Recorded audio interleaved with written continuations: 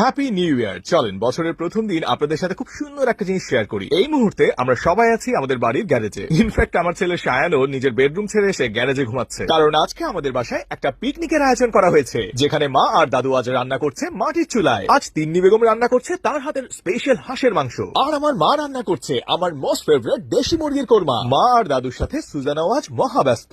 এই ইট পাথরের শহরে মাটির চুলায় রান্না আমাদের পুরো পরিবারের জন্যই এক ভীষণ আনন্দের ব্যাপার। ফাইনালি আজকের পিকনিকের অন্যতম আকর্ষণ হাঁসের মাংসটা কিন্তু হয়ে গেছে, আর এই ধোয়া ওঠা গরম মাংসটা ছিল ভীষণ মজার। হাঁস আর মুরগির মাংস রান্না শেষ, এবার চুলায় উঠে গেছে পোলাও। আমার মা আমাদের বাড়ির গ্যারেজে বসে মাটির চুলায় রান্না করছেন, আর পাশে বসে গল্প করছেন আমার বাবা। এমন চমৎকার মুহূর্তগুলো দেখার পর আমার ওয়াইফ তিন্নি বেগমকে একটা বড়সড় থ্যাঙ্কস দিতেই হয়, কারণ আজকের এই পুরো আয়োজনের ইনিশিয়েটিভটা সেই নিয়েছে। তিন্নি বেগম, তাহলে নিচের রান্না বান্না শেষ, নিচের পার্ট শেষ, এবার উপরের পার্ট।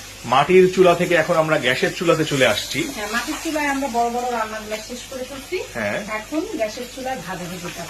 ভাজাভাজির কাজ চলতেছে।